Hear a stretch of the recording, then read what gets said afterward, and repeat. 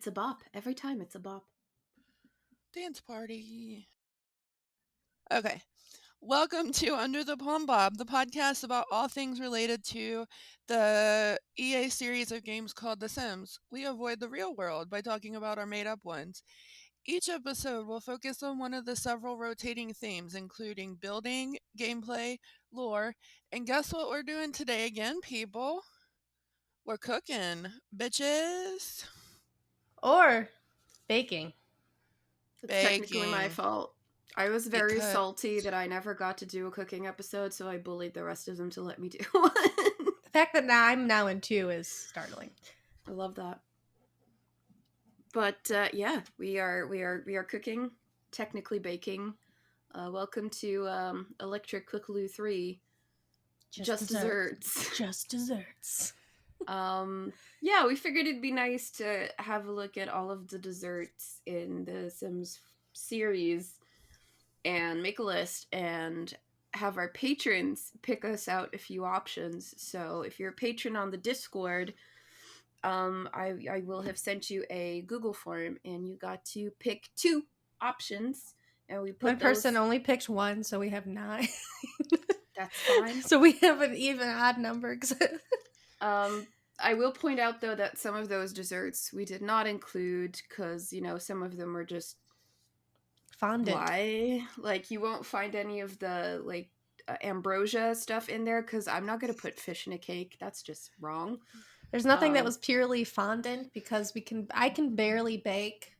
Let's not make this Yeah, some of the really elaborate cakes that would require a lot of like sugar crafting and stuff we also did.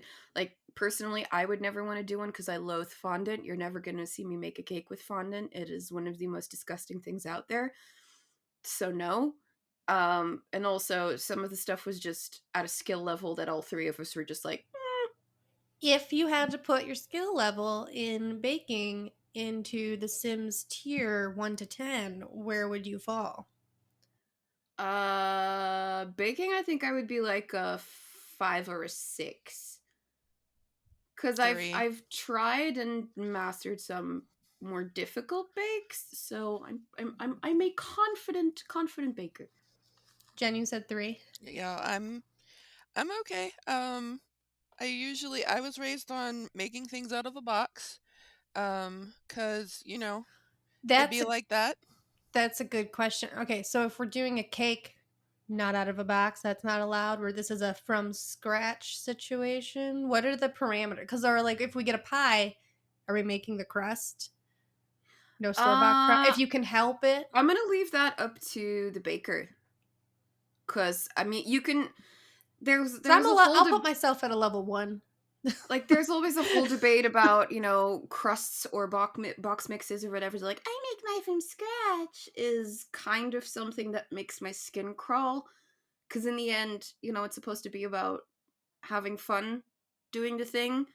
And if you don't feel comfortable enough making a pie crust from scratch, then fucking just buy one. Because there's stuff in here. Like, if I get, say, a puff pastry based dessert, I'm not gonna make puff pastry. I've been wanting to try it for a while, but it's a lot of work because you have to laminate and freeze and laminate and freeze and laminate and freeze. It's a lot of fucking work to make puff pastry. So no, if you don't want to make it from scratch, you don't have to. Feel free to use store-bought pastry or use a box mix. I mean, level 1 baking in Sims 4 is literally box mix brownies, so have at it, honestly. Doesn't matter. It's not going to give you or lose you points if you use anything store-bought. Just don't store-buy the entire dessert. Like, if you get apple pie, don't just go and buy an entire apple pie. That's also not the point of the thing. Because I see you, Kate. What? But, there would be a pie at the end of the day. I don't know what you want. At least try to make some aspect of the pie. I have a baking story from my family. So this is the legacy I'm continuing. So we had a dog named Chief growing up. He was a big dog. He like inhaled everything. Love when him. We got him, if he was standing up and he was wagging his tail, it would hit me in the face. I love him more. He was a good dog, kind of a dum-dum, inhaled all the food. My sister and my dad made, I think it was an apple situation. They made it and they left the room and they came back and the dog had started to eat it and he wouldn't even eat it. Whatever they made was no. so bad. The dog was like, no, thank you. I don't want this. That's sad when dogs are like, because dogs anyway will eat anything you put in front of their face, especially big dogs. And then that dog's just like, This is sus. I won't have this. So that's what I'm bringing to the table. I love that. No, it's all about your comfort level. Just like, don't buy the whole thing. Try to make some aspect of it. But if some parts of it you want to store buy, that's absolutely fine. Like, in the end, we're doing this to have fun. And if it's not fun, it gets frustrating. Like, I have made macarons several times to the point where it's one of those dishes where even like the smallest like change in your climate or environment can just fuck up the whole thing.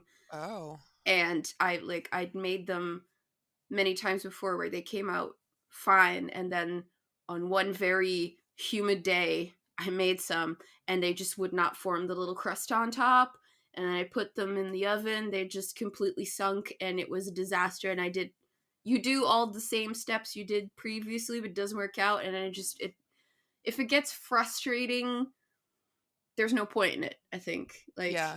you have to have some joy in the activity, especially if you're baking for other people. If it's made with love and enjoyment, it's going to taste so much better, in my opinion. But whatever.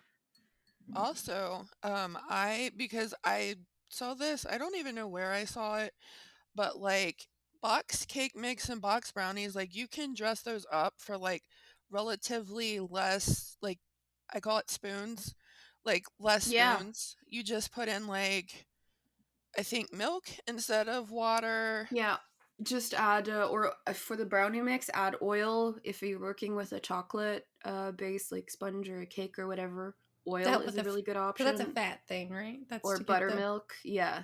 Yeah. So I that's chef. I know random go. things. There you Nothing go. that's helpful. There you but go.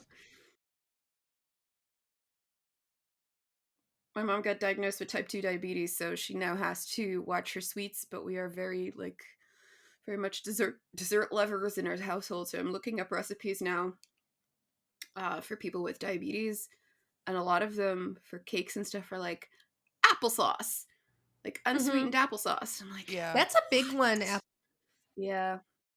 I don't know what I was making, but I remember it brought up, oh, you can use applesauce if you don't have X, Y, and Z. And I was like, I guess. It's usually eggs. I've Is never it a replacement tried for them. eggs? Yeah. Usually it's eggs. Do we know but why? You can also then use it as a sweetener. So this is why baking is scarier to me than cooking, because it is more science. It's sciencier. It is. With cooking, if you mess up, you can like zhuzh it and fix it and be like, oops, I put too much in that in, time to rebalance out the flavors. And it's all about taste and like timing, like a little bit about timing if it's a meat you're cooking or something. In baking, if you mess it up somewhere, you just messed it up. Like there's maybe if you catch it soon enough, maybe you can fix the ratios, but it's the measurements need to be, because I have a friend who she bakes, but she bakes fine. She's more iffy about cooking, and I'm like, but you can mess up cooking. Cooking is fixable. You can just flip stuff over. I once made chili, and I had put too much cayenne pepper in it. Oh. And it was too spicy. And I just lobbed in some yogurt, and that mellowed out the spice. So like easy. You can fix it, but if you bake and like if you're making a cake or whatever and the batter is not the right consistency before it goes into the oven, that's it. That you're fucked. You can't fix it. If you don't catch it before it goes in, you're screwed. And I'm fortunate enough to have baked so many cakes and cupcakes. I can see when the batter is the right consistency and when it isn't, and I can sort of identify if it needs more wet, if it needs more dry. So that's not an issue for me, but I know there's people who have a lot of problems with, like, I have a friend of mine who followed the recipe to a T, and she could not figure out why her cake always came out so dense. And I was like, well, did you overbeat it? She was like, what do you mean overbeat it? Oh. Or did you underbeat it? She's like, I don't understand. I just lopped it all in a pot, and then no, she put in everything at the same time. Oh no. And I was like, Oh. no, you have to cream your eggs and your sugar, your butter and your sugar first. Then you add the eggs one by one, and the flour goes in last. And she just like, but it just all goes in. Like, why can't I Yeah. add it all with at the same cooking, time? it can just go in. It can all just go in Yeah. there. Like, it don't matter. It's And also with baking, like, you need to, the mixing. See, I know stuff in theory, but I can't do it. Like, you need to, like, mix it enough so there's, like, if you want it fluffy, you want air pockets. yeah, So that's why you need to mix it. But if you over mix it, you pop all the air pockets. exactly. And, like, And it was that was it one comes of my dense. favorite cakes is a Genoese sponge. So it's like a normal sponge cake, but it's airier because what you do is you beat your eggs. So you use a lot of eggs and you beat them for like 10 minutes until you get like a ribbon. It's called a ruban. Until you get like this nice ribbon running off your mixer, and that puts air into the eggs, like activates the egg whites, makes them fluffy, and then you add the flour. And then it's a really, like, that's kind of the tricky part. That's the reason where a lot of people mess up, because you have to incorporate the flour into the mixture without beating out all of your air. So you have to mix, but not too much, because otherwise your sponge is going to sink. And it's that kind of stuff that can be intimidating for a lot of people, but if you try it a couple of times, like you get the hang of it. It's the same with the macarons. The store-bought apple pie is so good. I guarantee you, if you make it, it'll be better, because you can adapt it to your own flavors, which is nice. Because like I know if I make like a pound cake, my mom likes a little bit of tartness in there. So if I make just a regular vanilla pound cake, I always put like a little bit of lemon zest in there. And she fucking loves that, just to have like a little bit of tart in with the sweet. And you can, so if you make it yourself, you can make those substitutions, and it's great. So yeah, store-bought apple pie is good, but I'm scared. Also, trust the process, because I made my friend French silk brownies for her birthday last year, and like in my head, I heard Ava like, trust the process, and like I'm like, this doesn't look right. This doesn't look like French silk, and then like it turned out after I had froze it, like it says it did, it came out like it was supposed to, and I Yep. was like, this is what happens when you trust the process. Exactly, trust the process. It's the same when I'm making buttercream. I prefer the Swiss meringue buttercream, where you heat the egg whites and the sugar over a double boiler to sort of like melt the sugar, and then you beat them into a meringue, and then you add the butter. And once you start adding the butter, you mix and you add the butter, it starts to look curdled. And if you do that for the first time, you're like, oh no, I fucked up. No, you didn't. Keep mixing. It'll come together. Keep mixing and trust the process. If it still doesn't come together, then either your butter was too soft and you have to just put it in the fridge for 10-15 minutes and beat it again and it'll be fine, or your butter was too cold. You just have to heat the mixture over double boiler for 5 minutes and mix it again. So there's always that oh shit moment, but just keep mixing, watch it come together. Also, for dum-dums like me, there's a reason there's salted and unsalted butter and it's baking, because you need your salt ratio correct, and if you use salted butter, that messes up the salt ratio, and that Not could be why stuff. necessarily. Is it? I thought that that was the main reason for salted and unsalted butter. I made a cake once with salted butter, and I didn't add salt myself, and it actually came out. But real good. you knew not to add salt. Yeah, like if that's I it. If just you go use in salted and butter- buy like random salt that I have and it's salted, and then I salt the cake, there's a problem. Yeah, no. But if you can use salted butter in cakes, you just don't add any salt yourself. you got to know that, because I Yeah. didn't like. There was a function of just like I don't see the difference, because it really, because also with normal cooking you taste as you go. You can like Yeah. adjust. You can't taste most of the baked goods until they're done. Also, salted butter, real good if you're making your own caramel. If you're like, I don't want to add salt, just salted butter makes great caramel. Does it make like a salted caramel? Yeah, it's delicious. Yes. Delicious. And just add a little bit of flaky sea salt, not too much. If you want a little bit saltier, it's real good. And I have also learned there's a difference between melting the butter and letting it sit out to like soften. Yeah, there is a really big difference. One's a solid and one's a liquid. That's what I know from those two things. There's What's the science? the fats. You if you melt it, the milk solids kind of separate from the fats of it. And you just get an entirely different reaction. So what does that do to, say, cake? If I'm doing I think cake, you're going to get a crummier falling apart. Like, it's not going to be as solid as you need it to be. If it's melted? If it's melted. You should look it up, but there's a British baker, Cupcake Gemma. She has done a sponge cake masterclass where she has made cakes different ways so you can identify what the problem is. So she has made it with butter that was too soft. She's made it with butter that was too cold. She's made it in all these different manners to sort of identify and show you what having the wrong type of ingredient does to your cake. So I think she does melted butter as well, but you should look her up. She's on YouTube. She's amazing. She does all these masterclasses. I think she did it with like frosting as well, where she's like, this is if your butter's too cold, this is if it's too hot, blah blah blah. It's really interesting.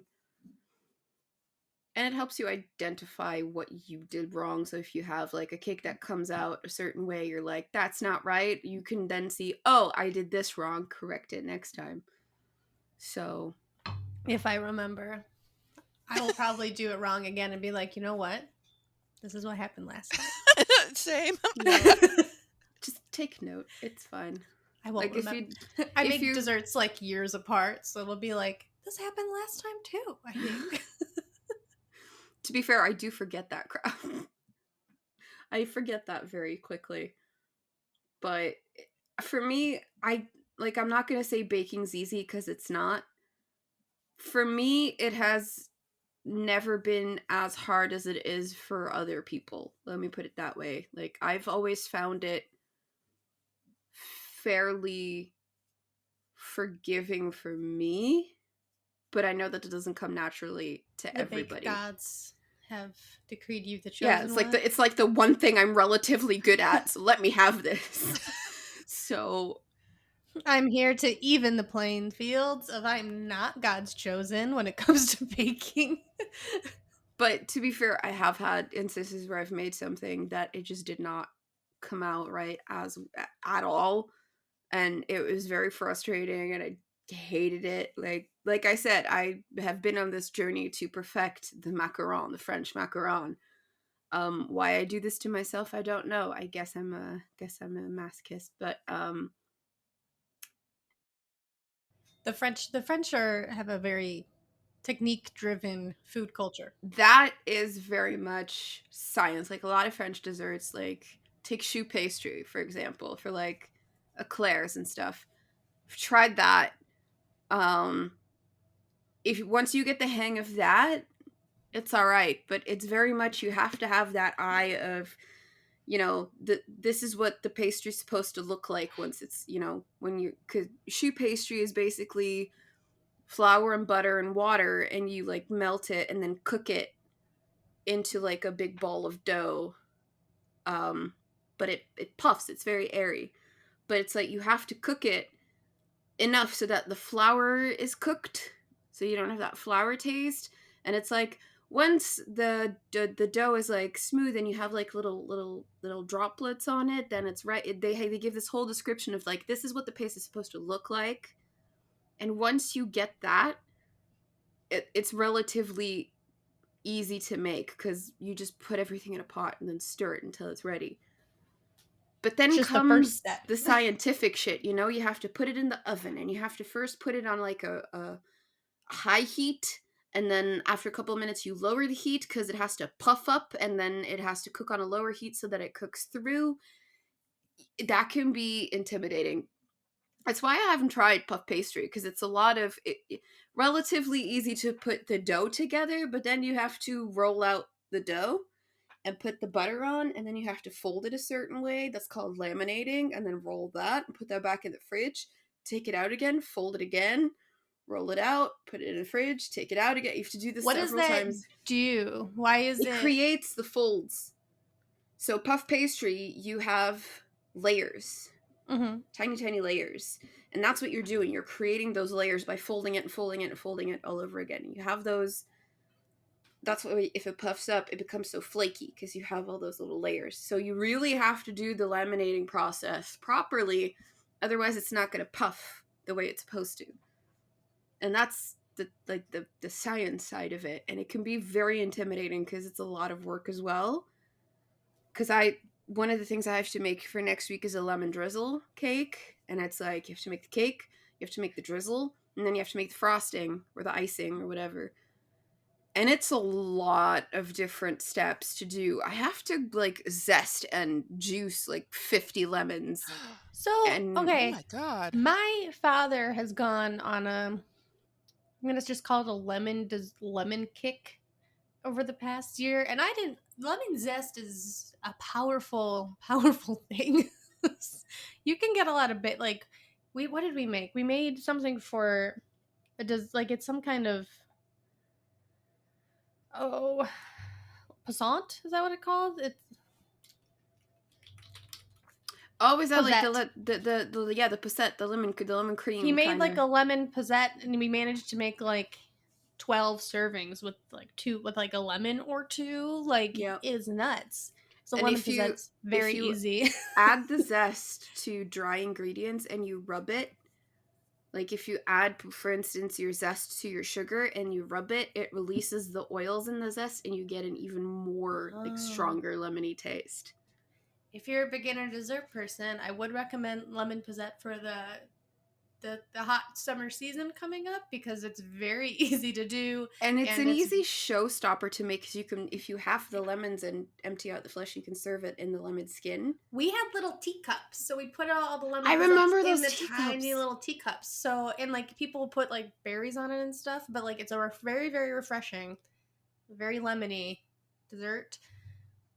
It's not custard, but it's consistency of that. It's kind of panna cotta-y, I think. Sure. I'm looking this up. I have never heard of this. It's delicious. I think there's like 3 ingredients. It's lemon, cream, and something. Is it does it look like a pizza? No. Oh, then this is not the correct thing. It's POSSET.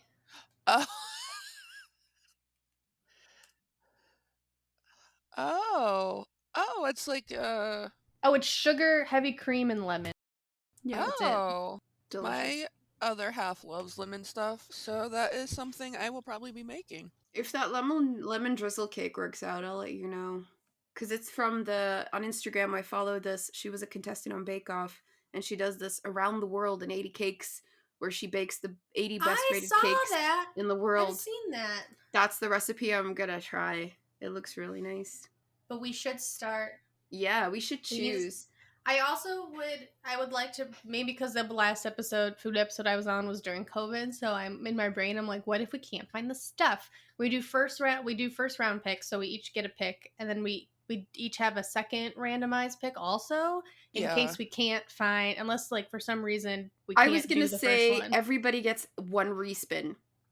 Oh, okay. If you're like, this is something that I know I won't be able to make, respin. Like for me, if I got pumpkin pie, I would say freaking respin because I can't source pumpkin anywhere right now. We don't have it canned like you do in America. Pumpkin pie is not one of the things. No, but it was just a example. Also with like, if I get blackberry pie, I'm also going to have to politely decline because a small thing of blackberries here is like $7. So if I have to fill an entire pie with blackberries, I might cry. It's creeping up there. I might have to refinance my home just to buy blackberries. Let's do one respin and we have 2 picks in case we find out like we agree, and then so we don't have to like I need to redo this because X, Y. Yeah. So we have our second pick ready to go if we find out while we're trying to make. All right. So shall we do round 1? What's the order? Who wants to go first? If it's your idea, you can go. Let's go in No. alphabetical I'm gonna go. order. I'm gonna go last since I'm spinning. So Okay, let's do reverse alphabetical order, and I'll go. okay, for Jen, here we go. Boop. First pick. Tiramisu. And that was as a just to be completely I am a patron of our own podcast, so I have 2 picks in here. These were 2 things I wanted to make that I just wanted to put out there. I was the choice. I picked tiramisu. This one's for Jen. Okay, I've removed it from the list. Caitlin, you taking notes? Yeah. Bitchin'. Okay, Caitlin, your spin. Boop.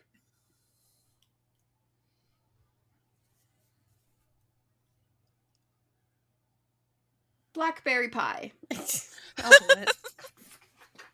Who picked blackberry pie? Hold on. Remove it.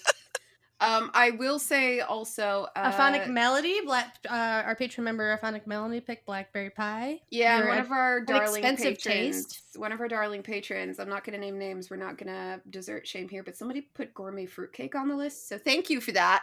So I told my dad that well, if it gets picked, we'll shame them. I told my dad that was an option. He was like, "I like cheesecake. I like gourmet. I like fruitcake." And I was like, "Well, you're also in your 70s." I swear to God, if I get blackberry pie and fruitcake. Okay, my spin. Watch me get the fruitcake.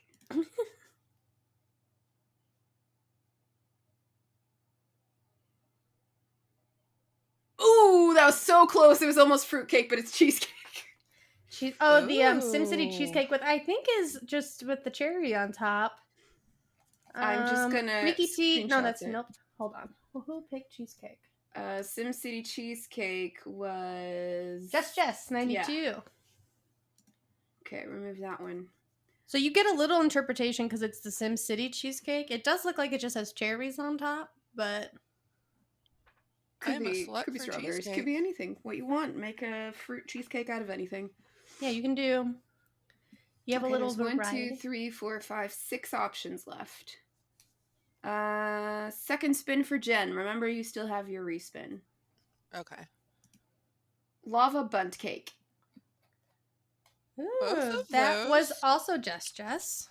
Those are also one of my best friends loves tiramisu, and I love lava cake. So I have.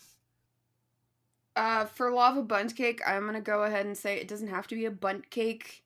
Don't buy a bunt pan if you don't have it. Just make it a normal lava cake. What does a bunt pan look like? It's with the hole in the middle. You know, for my big fat Greek wedding, which puts flour in. So fun fact, my family used to make bunky bread all the time during the holidays. So like I have a bunt pan for the main reason of monkey bread. I love monkey bread. I sometimes see these really nice, beautiful antique bunt cakes with all the like beautiful designs on them pass by, and I gotta get me one of those. All right, we're down to our last 5. Caitlin, your second option is spinning. Damn it, honey cake. I wanted that one. Oh, I was looking at the honey cake. That means the gourmet fruit cake is still in the running. I really hope you, because like, and then we should accost somebody who newly moved in. I'll go take it across the hall. Yeah, just be like, hello. I made this fruitcake. Who newly moved into my street. So. I think every sim should know how to make fruitcake. They should just come. That's level 1. Judging by my Sims reaction when they eat it, sometimes not very well. But they made it. That's half the battle. That's true. All right, here goes my second pick. Oh, who did the honey cake? Hold on, let me. Emma. Okay. It almost landed on fruit cake again, but it's carrot cake. Carrot. So Amaya Okami did the honey cake. Yes. Can you look at that since you speak Japanese? It sounded fine. Yeah. Amaya Okami, yeah. And what did you get? I got carrot cake, which is, I've been wanting to make carrot cake for a very long time now, so this is a great opportunity to make it. Riki Teak. Thanks, Riki Teak. Carrot cake. Okay, to go over, Jen has tiramisu as her first choice, or she can make lava bundt cake or just lava cake. Both are really good options. I have blackberry pie and honey cake, and Ava has cheesecake or SimCity cheesecake and carrot cake. And if we end up using, do we want to share our recipes in the Patreon Discord when we in the Just Eat It section? Yeah, can do. We will do that. I might make both. I'm feeling making both too. Because my parents have people over next weekend, so I actually do have a place where I can deposit both of them and I can get some feedback. My father will eat any baked good, so if I end up making both, I know they'll be eaten. And Ramadan is over, so I can bring them to work if I want to. If I bring it to work, it'll be eaten. I don't know if they'll. If it doesn't go away, that means it was bad. So, I think my mom doesn't like carrot cake, so I might make the carrot cake for work, and I might make the cheesecake for her company. So we only have to make one, but we're having high eye in the sky to make two. If you want to do a bonus and make a fruitcake and bring it to a random person, I don't know where that bonus point's going in the universe, but I think maybe just go find a recipe for a fruitcake and see. Fruitcake recipe. I'll add as a bonus that we don't have to make. So they say.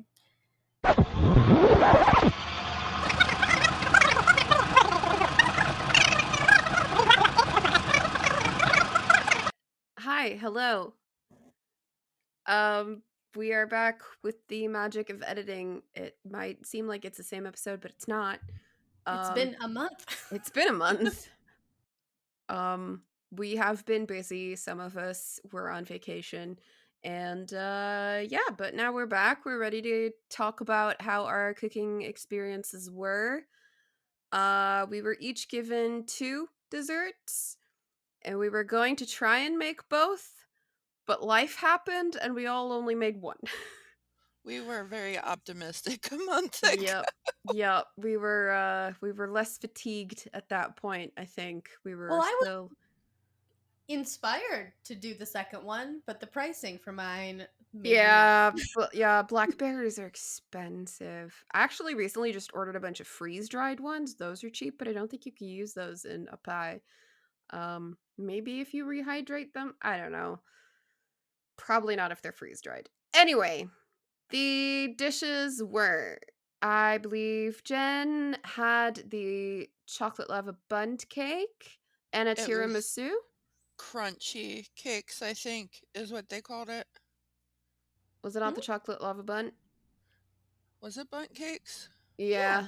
Well, we did that a little bit wrong, didn't we? No, we did. No, we did say you didn't have to make it a bundt cake. Just a chocolate lava cake was fine. Okay. What Okay, makes yeah, it yeah, bundt yeah. Oh, the container. The pan. Yeah. Yeah. So we did say you don't have to specifically go out and buy a bundt pan if you don't want to. Like, just chocolate lava cake is fine. Caitlin, you had the honey cake and the blackberry pie. Yep, I only made the honey cake, and I'm gonna say mildly cheated, but I'm saying it's within the spirit of the Sims. You can cheat in The Sims. Nobody's gonna tell you off for doing that. So, and then I had the New York cheesecake, or the SimCity cheesecake, and a carrot cake. I really wanted to do the carrot cake too, but I came back from holiday and then everything at work just exploded, so I have not had the spoons to make another cake. So I just made the quote-unquote SimCity cheesecake. So, who wants to kick it off? I will, since I had the big little incident. The big little incident. I love that. So I waited till Friday, which I shouldn't have did, and I tried it first. And I followed this recipe. I'll put it in the I think we're all going to put it in the show notes, all of our recipes. Yes. I'm like trying to follow this, and like the guy's like, don't do this or this will happen. Don't do that or this will happen. And I think I did everything he said not to. He was like, don't put the chocolate in too quickly because it'll curdle the eggs and you don't want your eggs curdled. And I'm like, well, I don't know what that does, so I don't care. It'll So basically cook your egg and then you'll have scrambled egg in it. This is why I think baking is harder than cooking, because Yeah. cooking, it's like it's all gonna get cooked at the end anyway. Yeah, not in this case. If you're adding eggs to something to like thicken it, like creme pâtissière or a pudding or whatever, you're supposed to temper them. So what that means is that you pour a little bit of the hot mixture into the eggs and like stir it so that the eggs can sort of like get used to the temperature of the hotter thing so that they won't, because if you just put them in the hot thing immediately, you'll scramble them, you'll cook them, and then you'll have scrambled eggs, like literal scrambled eggs in your cake. You don't want that. So no. yeah, so even if you're making like a custard or whatever, you have your eggs, you pour a little bit of the hot milk into the eggs to get them used to the higher temperature, because if you add it immediately, you'll scramble them. So that's what he meant. First take tastes like scrambled eggs. It did not. It looks like a wrinkled ball sack, though. So it was a chocolate cake. It tasted like chocolate. He's like, well, you can't let it cook too long or you'll just have chocolate cake. And I was like, Which I yeah. if you mess up and it's still just being chocolate cake is okay. It was pretty good still. I'll say that. And then I was like, I had a rough night. So I was like, you know what? Well, because we had to go to the grocery store yesterday morning anyway. And I was like, you know what? Let me just buy new stuff and we will take our time today and we'll get this done. And I did it yesterday and it turned out correctly.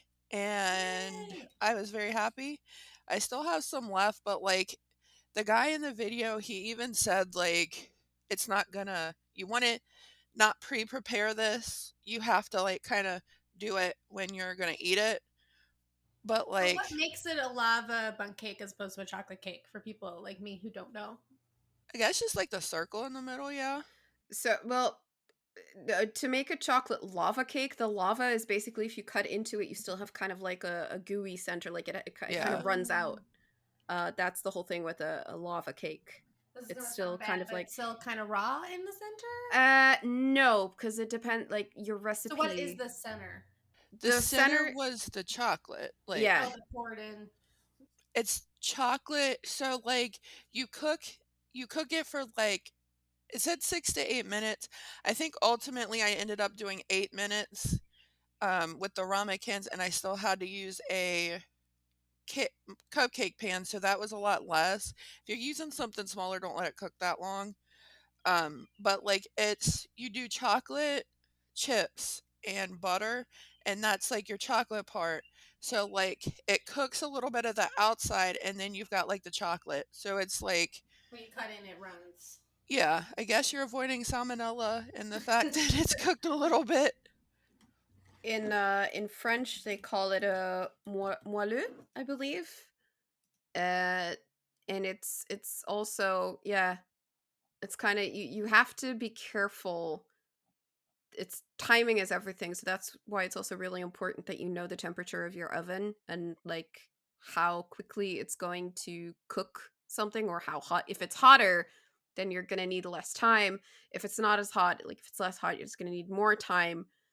And that's kind of the thing. So you have normally you have two different batters. So you have your melted chocolate and butter that you put in there. But for that particular dessert, it's like one batter. So you do mix everything together and put it in there, and then it's just the thing that it has to cook around, but not completely through in the center, because that's when you get chocolate cake. So it has to be like sufficiently cooked to hold its shape, but if you cut into it, it still has to like run out. But it should be warm enough that it's not raw anymore. It's a tricky little cake. Like a sunny side egg, but with chocolate. Yeah, kind of. Yeah, that's a good way to put it. But those kind of things are trial and error. I think you can.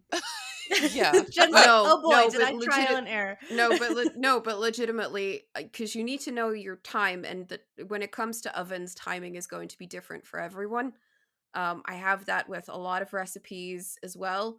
So when I make a cake and the recipe tells me it has to bake for 45 minutes, I'm going to start with half an hour and see how it looks. If it's still like wet in the center, I'm going to give it another 15.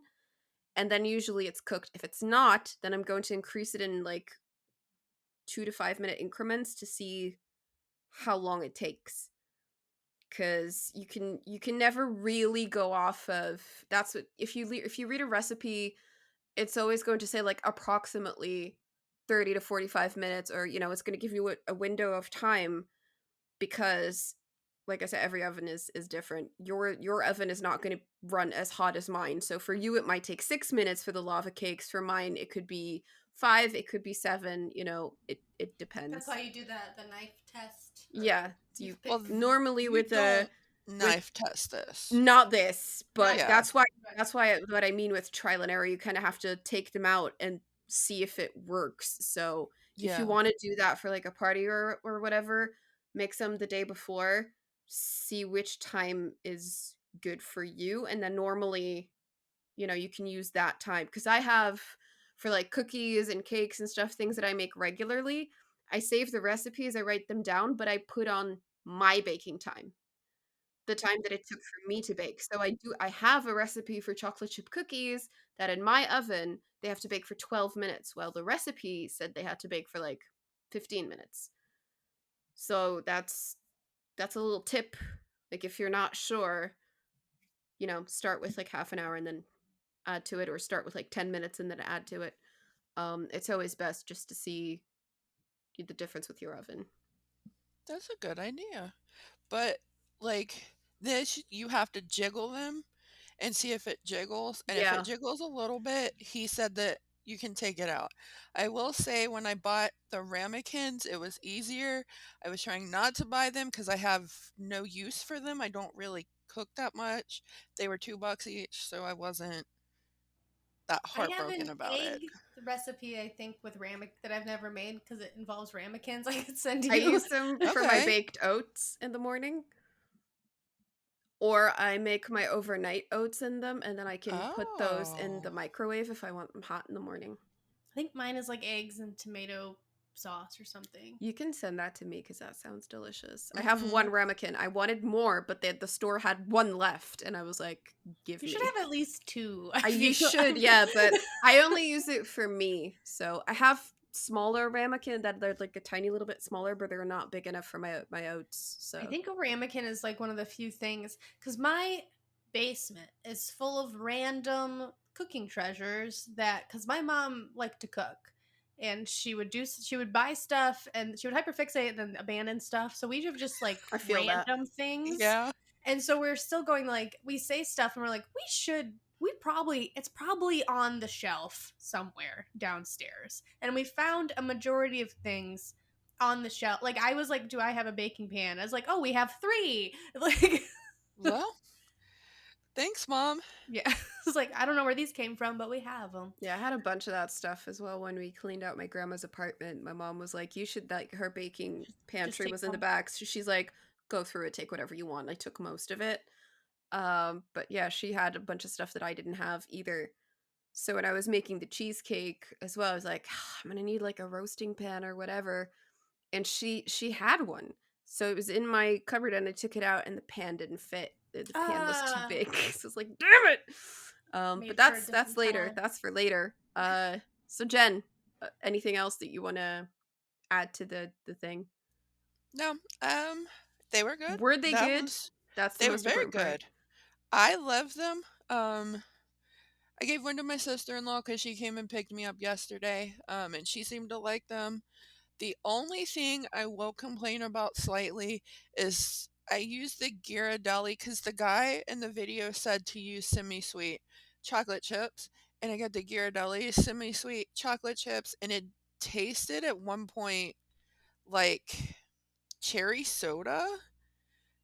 It was kind of weird to me, and I was like, maybe I've been eating this chocolate too much. I need to take a break. It was, yeah. I'm not going to comment on American chocolate. You all know how I feel about American chocolate. It's not going to say anything. Did it need to be like dark chocolate, or did it specify? It was, he used 60% cacao, Ghirardelli chocolate, or I don't think he used Ghirardelli. I used Ghirardelli. I'll put it'll be in the video that I post in the show notes, And and that's I what I can put don't it in the understand either. Discord. A lot of American recipes for chocolate are like, oh, you have to like sweet or semi-sweet. Well, we only have like dark or milk or white. There's Oh, in our baking section, there's like specific chocolate for yeah. baking. I Yeah. realized I discovered I was like, there's Yeah. like very specific.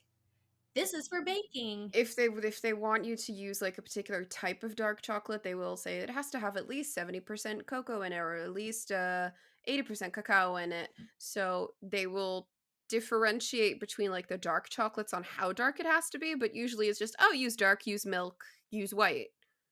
So I don't know if it has something to do with the sugar content in the US being higher, that they're like sweet or semi-sweet. I don't know what that means. But usually when I make like chocolate chip cookies, it says like, oh, make semi-sweet chocolate chips. It's like, I'll just use milk, I guess. That's essentially like what most people use in cookies anyways. Milk chocolate. Like semi-sweet chocolate is like I don't even know the difference. To be honest with you, I don't know the difference between like a semi-sweet chocolate and like dark chocolate or a milk chocolate. The difference between a milk chocolate and a dark chocolate is going to Well, be the milk the content, right? percentage of cacao and Cacao. the amount of cocoa butter that's in there. Okay. So there'll be more cocoa butter in like a milk chocolate, whereas a dark chocolate would be mostly cacao.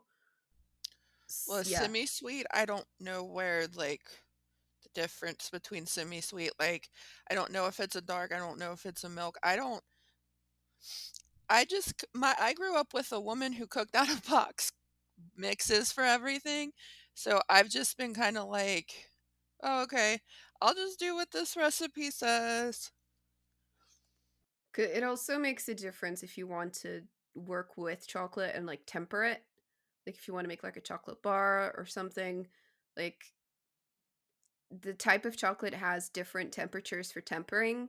So basically what you have to do is like you have to heat the chocolate up to a certain temperature and then cool it back down to another temperature. It has something to do, it has to do with like the sugar crystals like softening and then reforming, and so tempering is basically bringing it up to a certain temperature and then bringing it back down to another temperature. And you do that by adding chocolate to the molten chocolate. So you have your chocolate that you melt, you bring it up to a certain temperature, then you add chopped chocolate to it. It's called seeding.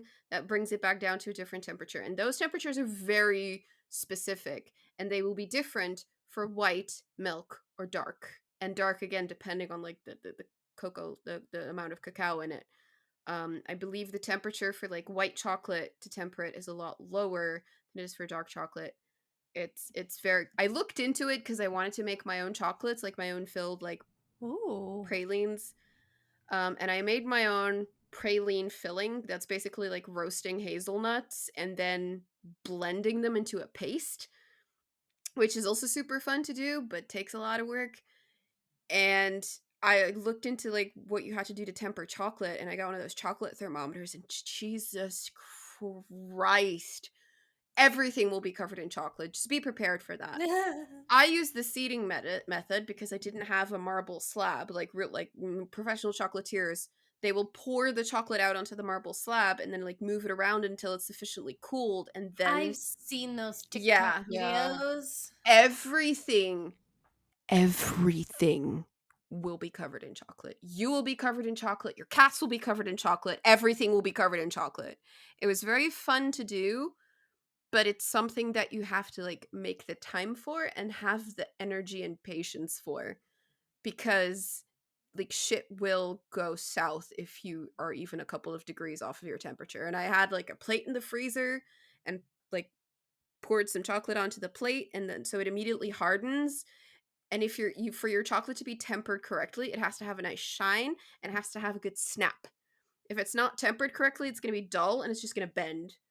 And once it's hardened, if you hold it in your hands, it can't melt immediately. So if you hold it in your hands, it immediately starts to melt, also not properly tempered. So you won't know if your chocolate is properly tempered until it's like finished, and then you can't change it anymore because I'll you're like, never do it then if I can't adjust Same. it. it's terrifying. But I enjoyed it, but like 3 days later I was still walking through my kitchen going like, why is there chocolate on my counter? I wiped it down like 10 times.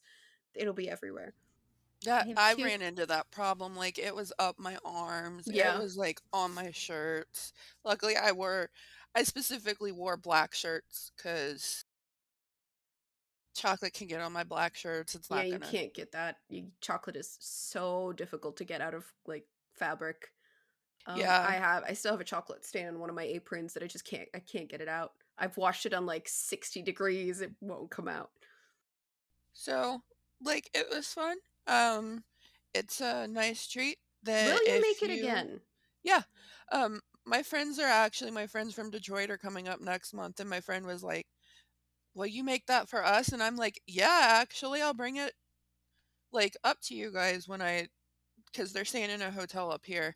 Like, I'll bring it to you. Like, I'm excited." That's super fun when you make something you're like, yeah, I nailed it and I want to make it again. Or like people ask you to make it for them. It's like one of the greatest compliments you can have. I have two things. Cacao makes me think of like pow Cacao, and those yeah. chocolate strips. So that's why I kept going like cacao every time because I was like, two. I googled it because we have the power of Google. So I was Yeah, like, why we not do. Google what semi-sweet chocolate is? Is a type of dark. The AI overview from Google is a type of dark chocolate that contains a balanced amount of sweetness and bitterness. It's made from cocoa seed sugar, an emulsifier, and vanilla. Usually contains no more than 50% sugar. So that's, and somewhere else down here it says generally it's going to mean that it has no more than 50% sugar. Yeah, okay, then it's probably the equivalent of milk chocolate at that point. Without the milk. No, well, but milk chocolate doesn't. I don't believe milk chocolate has milk. It's just, yeah. Hang on. Yes, milk chocolate contains milk in the form of milk solid, sugar, cocoa butter, and sometimes liquid milk. That is At least the source. The 12%. source of that is the USDA, so that might differ. Oh, so yeah, ours has milk in it. Yeah. So ours has milk in it, yours might not, but our semi-sweet won't have milk in it. Yeah, Nestle adds a milk powder or condensed milk, but it does add. That's Nestle. So if it wants to qualify as a milk chocolate, it has to have a minimum of 25% of dry cocoa, like cacao parts. Wow. Interesting. Bittersweet chocolate contains 70% cacao and has less sugar, and semi-sweet chocolate has 60% cacao. Both of these can be interchangeable when baking. Depends on how sweet or dark. Yeah. Depends on how sweet you want it. And if it's like white chocolate, I don't believe there's any cacao in it. I think that's just the cocoa butter. That's just I hate with white chocolate. with milk, sugar, and some aromas. We heard about chocolate and we tried to make it, and that's what white chocolate is. And then they were like, "Why is it a different color? Why is it not?" Oh, because we heard about cacao. it. We don't know what it is. But yeah, that's our chocolate adventure. Caitlin, you want to talk about your honey adventure? Sure. Yes. And I said I cheated, so let me explain how I cheated. In Sims, there's a cook together feature, and as I don't have my baking is like super low. My friend that I've known since kindergarten bakes more often, so I invited her over, and she and I cooked the together. Honey That's yeah, brilliant. we cooked together. Because she picked the recipe too, and she was like, "This one looks super easy, and most of the stuff is in your pantry already if you bake, and it can be gluten free if you just switch out the flour for a gluten free flour." Yeah, the recipe that I found. So that's how I cheated. I just want to say that I admire the fact that you could cook with someone else because I can't do that if I'm baking or cooking or anything. Do not enter my kitchen. Yeah. I will yell at you. You will need to leave. You will forcibly be made to leave. Because it's also like sometimes it can just be like, can you taste? Does this taste right? Like that for sure I will do, but then I will take the spoon out of the kitchen and bring it to you. You know? Yes. I think I had I worked in a school cafeteria for like 5 years. So to me, cooking, like prepping, I prepped with a bunch of people. There were always like someone's cooking over here while you're doing this. Like that's you cook with other people. Like or when I was first involved in cooking, it was holiday cooking. So like everybody in the kitchen or don't if you're not in the kitchen, you're not helping, you need to leave. So like one of those. So like yeah, I like cooking with other people. I think it's fun. Oh no, I can't do it. Like if someone asks me to make a meal or I make a meal, then I make the meal. Like I can prep with other people, like cut vegetables or peel potatoes or whatever. I can do that with other people. Like we have the North Sea prawn, they're like little gray prawns, and they're very very small, like fingernail size small, and you peel them. And that's kind of like a group activity that we do a lot, because I will help my mom, my dad will help too by keeping the cats away. That's something I can do with other people. But once it comes to putting the actual meal together, like cooking the actual thing, you need to leave me alone, because as I cook very chaotically. And I think it's because I used to like cook in the same kitchen with my mom, and she's the very clean as you go type of person. So Mhm. I would use something and put it down, and then when I wanted to use it again, it'd be gone because she'd already cleaned it up. And or I would like throw stuff everywhere, and then she'd get annoyed and start cleaning shit up, and we clashed a lot. So I think at that point I'm just like, look, this is my thing. This is how I do it. This is my method. Leave I me think alone. some of that also has to do with who you're cooking with, because it does have to, like, if someone's cleaning as they go and you're not that person, it does have to kind of be someone like, can I take this? Like, that question needs to be Yeah, no, asked. that's not going to be There asked. needs to be, like, verbal, like, there's needs to be communication Yeah. along the way as you No. go, because, like, it's, like, and you need to understand, like, they're just trying, like, it is kind of, like, an understanding of, like, everyone's trying to work in a space, and, like, if they're asking, you got to be like, no, Can't do please it. keep that. And And they can't just take it, and you can't just, the like, funniest thing as well was after I moved out, my dad also has a habit of doing that. And I was having coffee with my mom at some point, and she was talking about it. It was like, oh, I was cooking, and then your dad always cleans up everything, and then I need it. And I was just sitting there going like, oh, oh wow, that sucks. God, that I can't imagine what that feels like. But she always did it to me. And the she would also only comment on the fact that all like my workspace is messy and like everything's like, I know, but I clean it up afterwards. I don't know. It the annoyed me. the only thing that's happened in cooking with, and this was with my dad, and it was for this Thanksgiving. I don't know if I've told this story or not on the podcast, but it was like we hosted. So my dad was not nervous about it, and I was like, I'm hosting my first Thanksgiving. Ah! It was like, it felt like a big deal. And so like the day before, I even bought like a whiteboard. I put it on in the kitchen, and I broke down what we're gonna prep for the day before to do. Like I was like That was organized. for a lot of people, probably.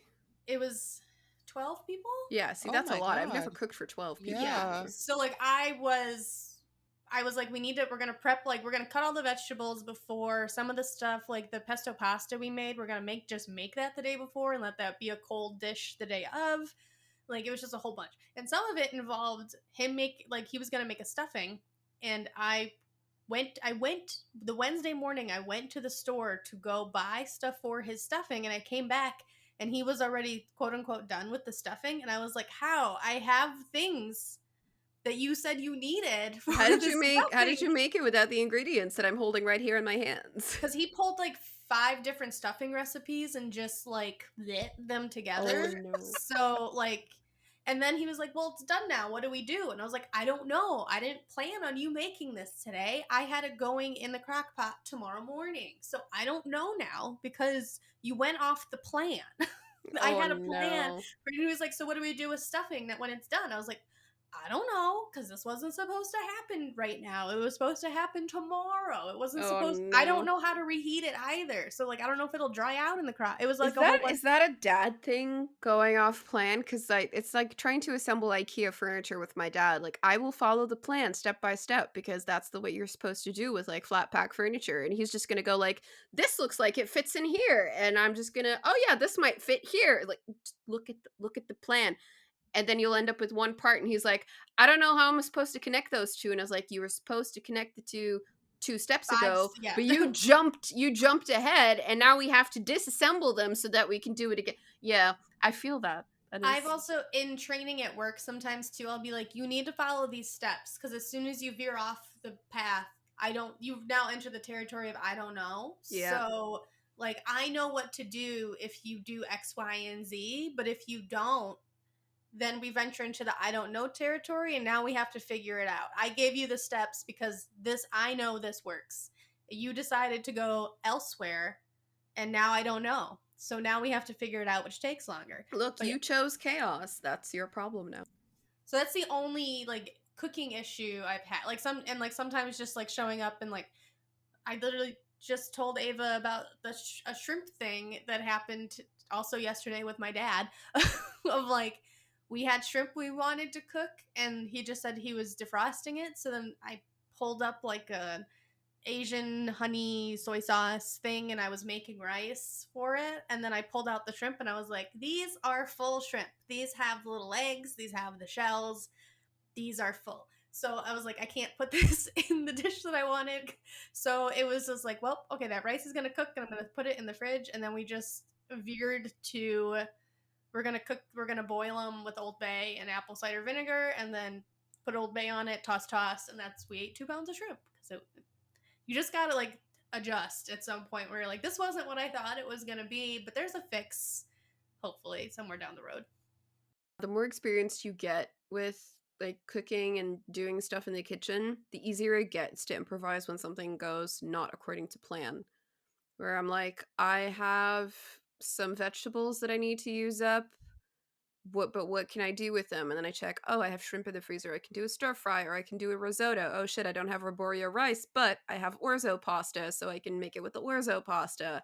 Oh shit, I'm out of stock. What do? I could just improvise and use water and just season it really well, you know? Yes. Just stuff like that. But it helps. So tell us about the cake. So she picked the recipe. It's super easy. This also was surprised there was no milk in the recipe, because I bought everything and I gathered it, and I was like, did I just ignore the milk because I hate milk? And I was like, I did not. There's no milk in this thing. I got to pull out my my mixer, which is, I think, older than I am, and it's still kicking, and it did a lot of the heavy lifting, because some of this recipe is like, now mix it, but don't mix it too much, because then you'll have bad things happen to you, and you're like, Yep. I don't know the difference, but okay. That's always such a fun, like, vague threat in a recipe. Like, be careful not to overmix. Like, what's gonna happen if I overmix that? And how do I know if I overmixed it? Yeah. That's the bigger thing of, like, I don't know when it's done being mixed. And my friend Kenzie said that she's, like, I asked her, like, if you, on a scale from 1 to 10, what would you say your baking level is? And she said 4. And I was like, what would you say your cooking level is? And she was like, 1, if I'm even on the board. So she's way more comfortable. And I was like, I'm probably not even on the board for baking. And I'm about I think I said I'm a 4 for cooking. Like, Yeah. So we're just flip-flopped. So we may continue to just try to help each other be on, like, a 4 level of each down the road. But so this was really, you just mix the dry ingredients together. It used, like, you can use cinnamon if you want. And I was like, yeah, I'm going to use cinnamon. And I also found cinnamon helpful in the mixing of the dry ingredients, because it kind of greenlit if you didn't mix the section very well. Yeah. There's a chunk of cinnamon in the white. So I was like, the cinnamon's kind of a visual help. That's nice. You stick, then you start throwing the wet ingredients into the stand mixer. And then we just put it on, like, a 4 and just let it zoom around. You put the eggs in there. So, like, this was, like, it's like a third of a cup of honey to go into it, which my dad saw, and he was like, that's not enough honey. But then when we're pouring it into the bowl, you're like, this is a lot of honey, because you're just, a third of a cup of honey is a lot. So that's when it went into it. And then at midway through, then you put it into the baking pan, and then it wanted parchment paper, and both me and my friend were like, I don't feel like trying to cut out this parchment paper, so we didn't do it. But is that just so you can take it out easier? Not necessarily, but if you have something like a baking spray, that really helps. I Need a usually, non-stick and if you baking have a if spray. you have a non-stick pan and baking spray, then you're usually good to go.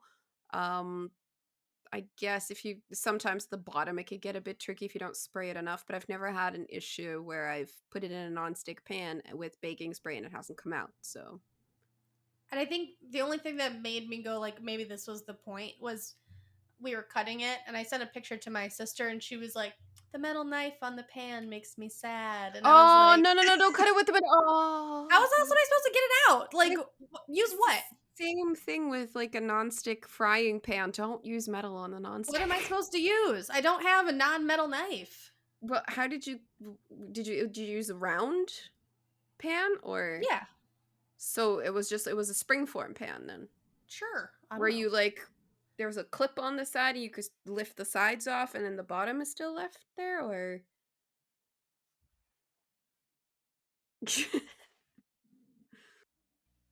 I think I know what she's talking about because I think that's probably one of the ones I have, and we make brownies in that one. if it's a springform pan, then yeah, the bottom kind of like stays underneath it. You can take the sides off because that's what I use for the cheesecake as well. But you're not supposed to like slice on that. I'm thinking it's almost like a pie pan. Don't know. I've noticed that there's like different types of springform pans where like the bottom is in the pan and the other one is like out. Yep, that looks like a pie pan. Hold on. This is the pan that we use. This is not the pan we use, but it looked just like this, but just not a stick. Then why were you cutting into the pan? How else are we supposed to get the cake out? Flop it over. You flip it over on a plate. But we put almonds on the top. You do that after. So like No, you get in the recipe. Oh, it if it's says- roasting the almonds, Oh. yeah. okay. Well, and in then that you case, also I guess you put warm honey on the top too when it's done. that in that case, what you can do is use strips of baking paper and like put them in like a cross motif in the bottom, so you don't have to line the entire thing with baking paper, but you just have some strips, and you can lift the strips out. Yeah, Huh. because it doesn't say anything about how to get it out. It just says like, and then you let it cool on the wire rack in the pan, and then you serve it. Yeah. So that how might else are we supposed to get it out? So it might be why the baking paper is a good idea to lift it out. So is that what parchment paper is actually for? Is to get it out? Because I know No. Yeah, what is that it for? What is parchment Yeah. paper for? Because like I have it, and I'm like I don't. Parchment Also, one time, paper. my sister and I used it, and it set fire in the oven. So now I don't like to use That it. then it was probably not proper parchment like baking paper, parchment paper. Oh, Who's I decided did- these days? It I does burnt it it. does burn eventually, but it has to be on a really high heat for a very long time. So usually for like baking, like if you put it in an oven on like 200 degrees, 250 degrees, yeah, it's gonna burn. But on 180, I'm talking Celsius by the way, not Fahrenheit. Then it usually won't. But it's something like that you're gonna use so that if you have something like a batter or a dough or whatever, it doesn't stick. So I use parchment paper or baking paper to put my cookie dough on the cookie sheet so it doesn't stick. Some people use a silicone mat. I prefer using that. Like I said, you can line your pans with it to make sure that your cake comes out clean, like it doesn't stick to the edges or anything. That's the kind of stuff that you can use that for. But I also use it sometimes just to roast things. Like my parents came over for lunch today and I made a dessert because I had a bunch of fresh strawberries, so I made a dessert for my mom with puff pastry. And I cut them in like 4 rectangles and then I folded the edges in and I blind baked them. So basically blind baking means you bake the pastry without any of the fillings in it and then you fill them afterwards. So I just blind baked them. But puff pastry, it puffs up. So what you want to do is like put something in the middle to weigh it down. You can use beans, but I have these like ceramic baking pearls that are specifically for Beans. that. Some people use beans. It's a beans But pastry. you don't want to put that directly onto the puff pastry, so I just cut out strips of baking paper to put on the puff pastry and then put the baking pearls on that. Anyway, cake. And so yeah, midway through then we just pour it into the pan, we throw it in the oven, then you wait 20 minutes, and then you open it, and then that's when the almonds go on. You shut it, then you let it cook some more. And that was it. And then you drizzle honey on top. It was gone within 24 hours, which is also why it's dangerous for my family to make baked goods because we eat it. I feel that. But this was easy enough. Like, she picked such a good recipe because this was so easy that, like, I am confident I could do it by myself. And it made it so I almost did the blackberry pie. Like, when I went to go buy the ingredients for this, because some of it, I went to go look in my cupboard for stuff, and I was like, I have baking powder, but it's on the bottom, it says 2018, and while I don't think it'll kill me, I don't think it works anymore. Yeah, as that's well. the thing with like leavening agents. Once they're past their use by date, their like poof power goes away. Yeah, so it's So like, if I assume it's this baking won't. powder, yeast, whatever, it will deactivate after a while. So Yeah. if it says that it's past its date, it's not gonna. It was It's like you said, it's pre-pandemic, not so I gonna wasn't kill gonna you. try But it. I feel that. Oh my god, talking about pre-pandemic, I ordered rye flour because I want to torture myself again and try to make a sourdough starter.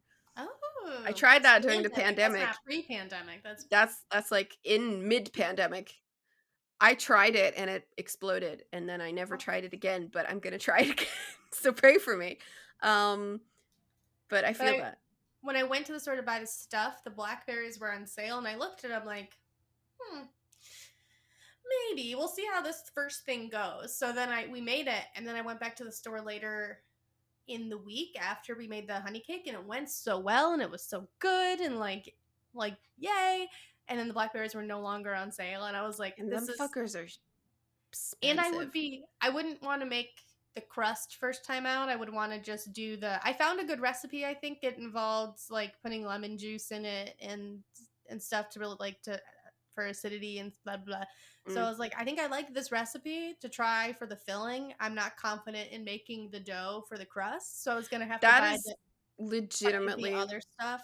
Legitimately one of the easiest things you can make. The only thing that you need to be careful about is that your butter is cold.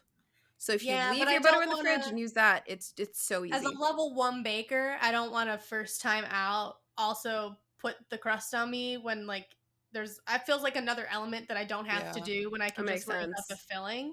And next then if time, that went well, I could have progressed maybe, but I was you guys you could buy pie filling in cans, right? Yeah, if you want. That's something but it's not very good. Yeah, but that's something you could try for like another time. Is just like, I'm gonna focus on making the crust this time, so I don't have to worry about the filling. Some of the recipes, I think even this one just involved putting the berries in there. It was just like you put the berries in there full with flour and butter and lemon juice. So like it didn't even involve me doing a lot to the filling. But I wanted to see how it tastes before it was one of those like, let's take baby steps and not. I'm afraid if I took a full swing and it went to crap, I wouldn't bake again. Like I needed to take like a little progress. So we're just gonna do this filling that looks super easy, and then take a little baby step, and then maybe just do like the top part of the crust and not the bottom, and like just like a little progress. Because normally the only thing that makes me feel. The honey cake did a lot to make me be like, maybe I'll do baking. The only thing that has ever made me feel that way is the Nailed It TV show. So I was like, I at least can do better than that maybe. But that's a lot of fondant they throw at them. But oh god, I hate fondant. Don't even get me fucking started on fondant. But I was like, I at least look at the measurements before I throw it in. So this honey cake filled me with confidence to go try something else, but I don't know what yet. But yeah, I didn't want to take the full swing on making the full pie, and the crust seemed more than making the filling, because the filling was just like, you put the berries in, you put the flour in, you put the lemon juice, and you put little things of butter, and then you cover it, and then you throw it in. I was like, I can handle that. Normally what a pie crust is, so you have your flour with some salt, and then you have your butter and some water, cold water. Ice water. Yeah, there was a lot of like, you need to have it this way or it doesn't work, and I was like, that's a lot of it's not that it won't work. It's not that it won't work. It's just when your butter is cold, it'll flake better, so you have a nice flaky crust. So what I do when I make my pie crusts, and I do make them from scratch, because the kind of pie crust for these pies you guys usually can't get here, so you have to make it yourself. I always like put my butter, so I have it in the fridge, but like 15 minutes before I'm going to use it, I will transfer it from the fridge to the freezer. and I have a bowl of ice water, and before I start, I run my hands under cold water so that my hands are sufficiently cool, because you like mix it all up with your hands if you do that. You can also do it with if you have one big enough, with a food processor. So make sure that everything is just sufficiently cold. That's it. But Yeah, I just transferring it wasn't. to the freezer a little bit before you use it is it does help. I just wasn't there, so I didn't want to. I Yeah. didn't like. It I didn't felt have like a a problem. big step, so I didn't want to do Makes it. sense. And I'd already made scones before, so I was used to working with like cold butter and flour and like And rolling rubbing out the together. dough Yeah. is also because also my cabinet, because of how tall I am, is at an awkward angle for me, so I'd have to get like a stool to get the leverage Yeah, needed, makes as sense. is my life, which is one of the reasons I don't like the rolling out process for a lot of dough things that need to happen. Is like I'm short. That's And what fucked me over the first time I made a pie, because I had to roll it out and I wasn't adept at rolling out yet. So what you're supposed to do is like have it in a ball and then like roll it out, quarter turn, roll it out, quarter turn, roll it out. And you're supposed to like keep turning it and rolling it to get it nice and round. And I just went like just rolling every which way you want, and That's it did me. not, yeah, it didn't come out very well. But because I was handling it so much, the butter started melting. yeah, And now I know that if it's taking a little bit too long to roll it out, just put it in the fridge for 10 minutes in between. And if you're Oh. working, so usually for a pie, you need to split it into two, for the bottom and then for the top. While you're working with one of the two pieces, put the other one in the fridge to keep it cold. But those are the little things that you learn along the way when it comes to baking. Is those little things that, but they stick with you, right? Because you're like, oh, this makes sense. Oh, this works. This makes it easier, and then it does stick with you. So hopefully. it will. Like next time you make that honey cake, it's gonna be Well, the honey cake, like super we didn't easy. have a single hiccup. Like fundamentally, like it didn't. Like and there's little tidbits at the bottom that said like you want the butter to be room temperature. So like Yeah. and the eggs to be room temperature. So If like it's I for a read that. cake or something, then you do want everything to be room temperature, because if you add something, like if you add room temperature eggs to cold butter, they're going to seize up, and then that's when you get curdles in there. So I had like earlier in the morning, I'd taken everything out and put it on. So like I recorded me and my friend making the cake for part of the bonus. It's going to be great. But long story short, the honey cake was good. Easy peasy. If you feel like you don't know anything about baking, this was. I'm definitely going to check out your recipe, because I've been wanting to make honey cake for a really long time. And there's a whole bunch of different styles of honey cake. I learned because like I started to panic when I started looking up honey cakes, and whew, a lot of stuff opened at once. When I opened up when I started looking them up, and there's like 15 million different types of honey cake, because there's different origins of different honey cakes. Yeah. So there's a lot of options, and like some of them have like it's a cake and then a layer of like frosting or something, and then a cake. There's like I saw that and I was like, I don't know about that. It's a lot of, you will have like different cakes that are like, this is the same cake, but it's made a different way depending on like the region, ingredients used, etc. Like I know for a fact that flour can be finicky, like the amount of flour that you're going to need can be finicky depending on the altitude that you're in, which blew my mind the first time I heard that. They're like, oh yeah, depending on the altitude. It's like, I'm sorry, what? But it has to It's do the with like air. moisture and stuff. Yeah.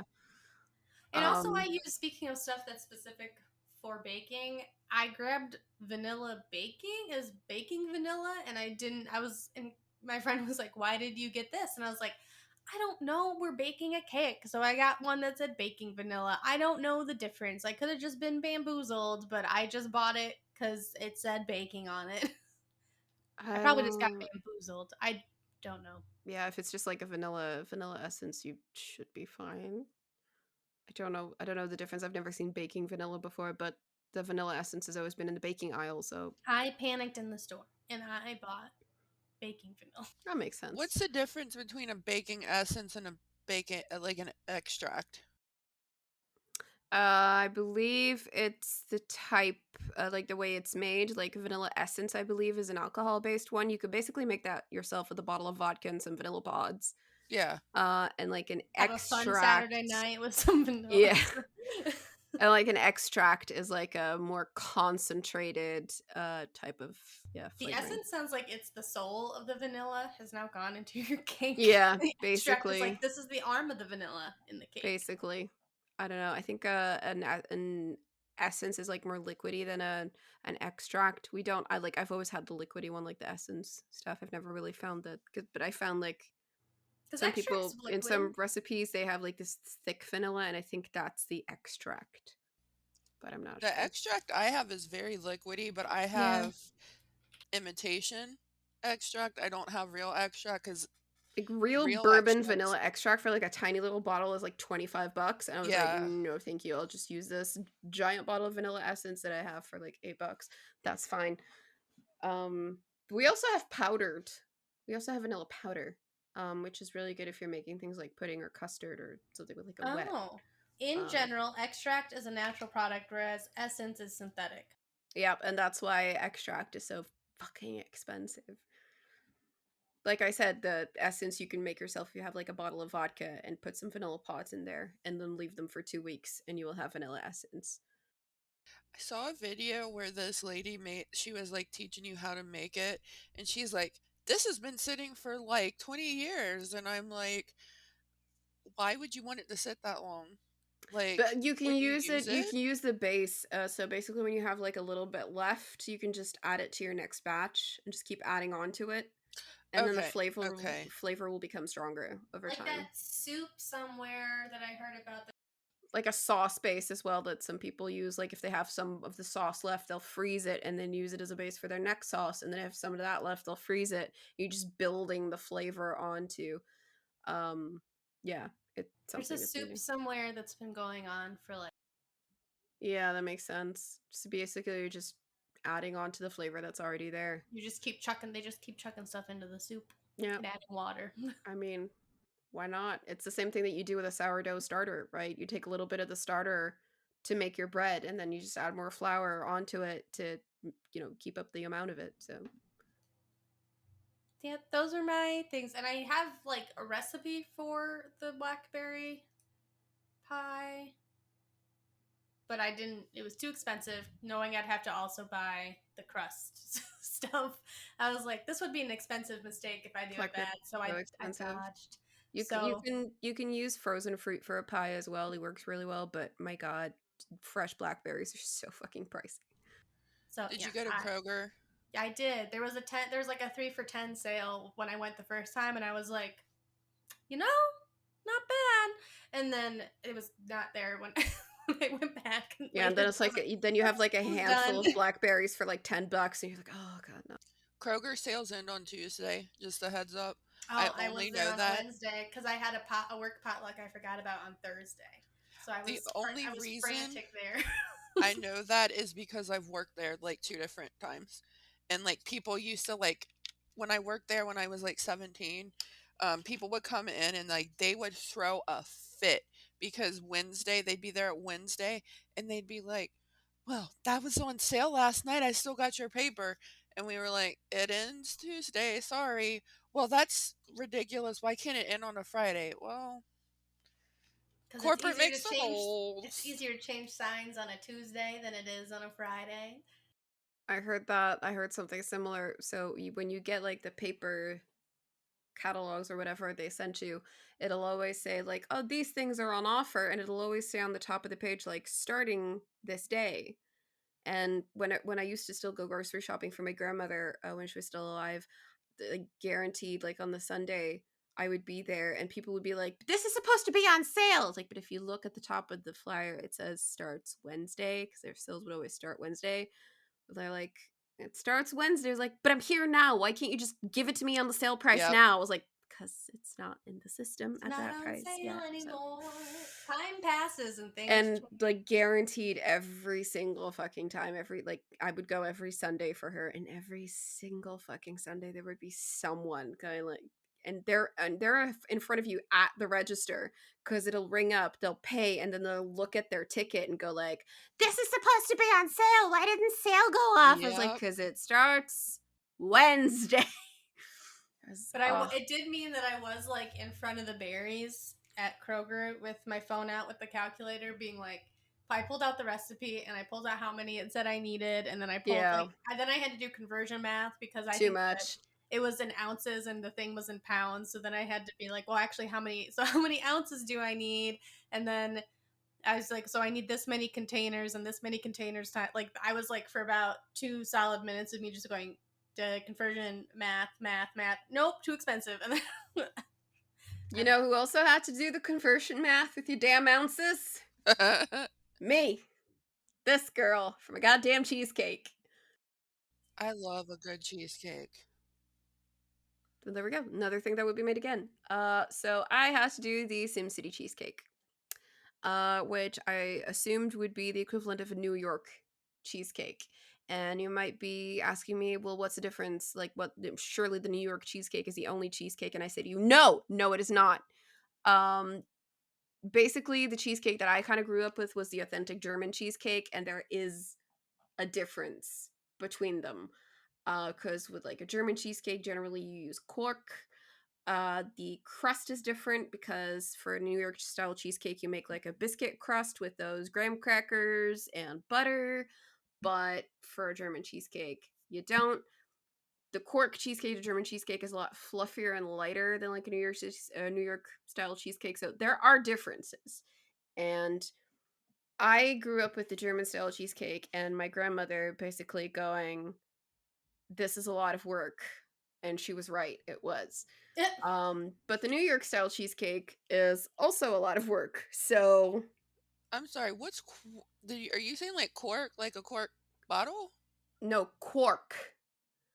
It's a German style kind of okay, so we have, don't know how to explain that. So cork is a type of fresh dairy product made from milk. Okay. The milk is soured by adding lactic acid bacteria cultures and then strained. So it's like a thick cheese. It's not the same as cream cheese, but it's like cousin or something. Kind of like that. It's something that you can use it as like a dessert. You can use it as a breakfast item. Kind of sounds like buttermilk.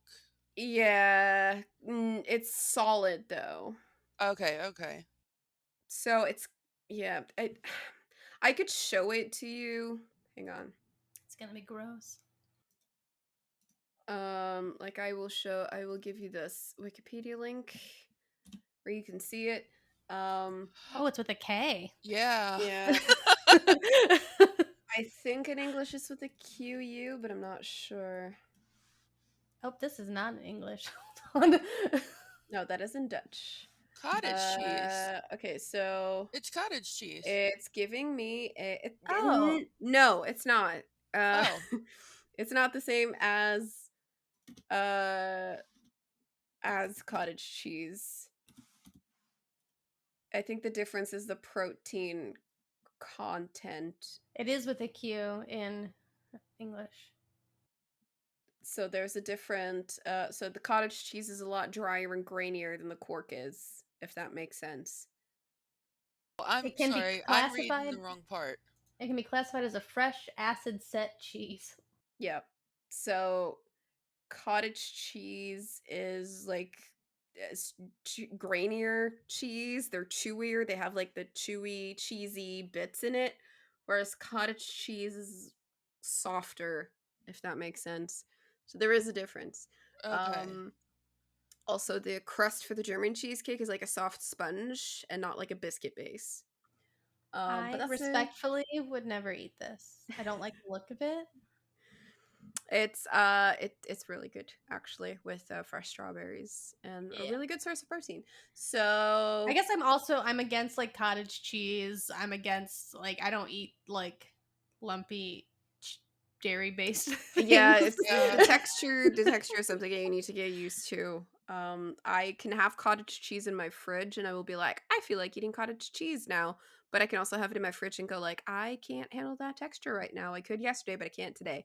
Yeah. So I think something in my brain broke.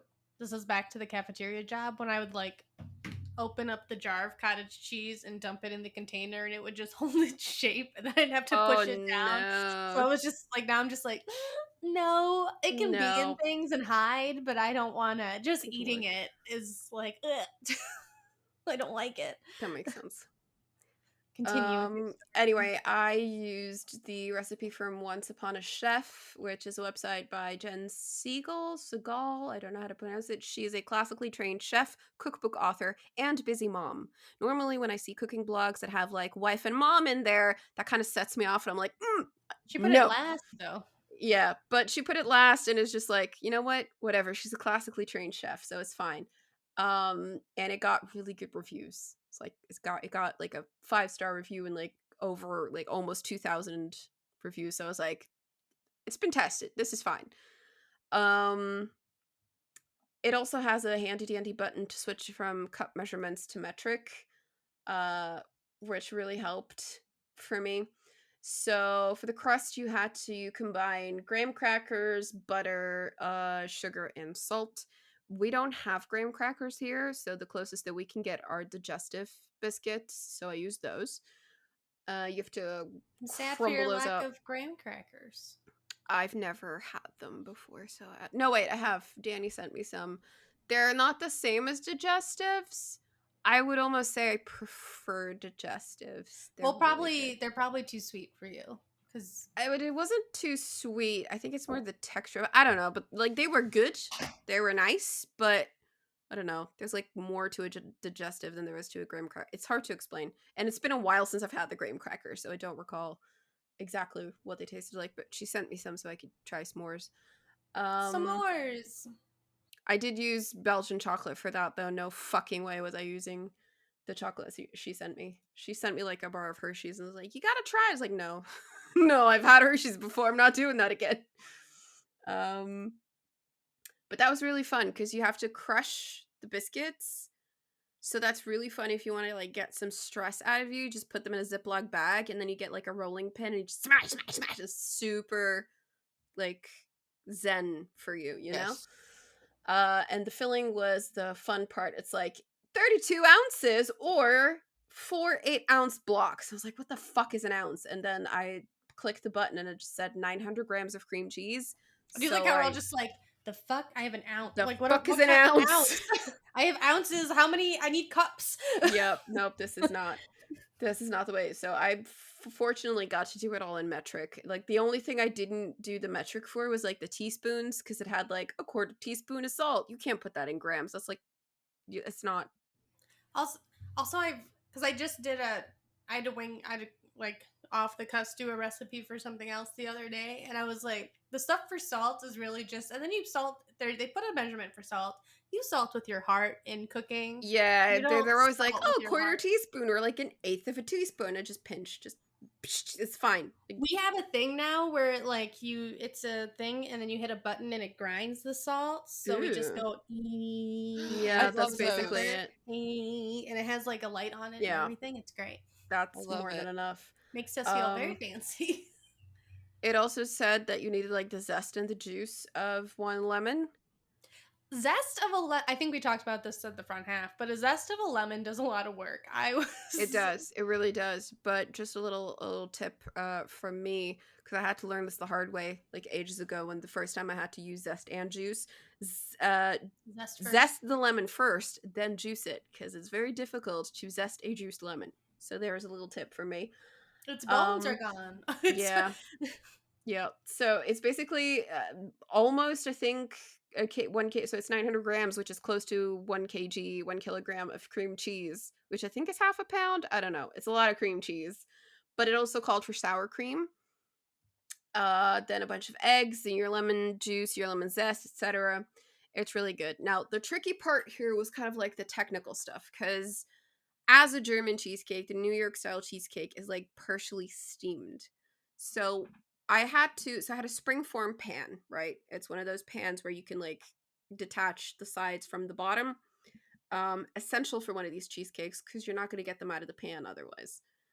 And I had to basically put my pan on some cling film and then on some aluminum foil. Heavy duty aluminum foil. Had to go to the store to get heavier duty aluminum foil. And then wrap that around the pan so that like the bottom and the sides are completely wrapped in aluminum foil, but it's not going over the edges. You're just like up to the edge, no further. Then when you've made your crust, you put that in there and you bake that for a little while. And then you pour the filling in there. And this is where the baking pan came in. So the one that my grandmother had was it's like a little bit too narrow. But fortunately, I had a roasting pan in my oven that was just about high enough. So what you need to do is you need to take that shit out. You need to put your cheesecake in the pan on the lower side of your oven, like lower the rack of your oven. I took the rack out completely because I just needed the pan, and that slides into my oven anyway.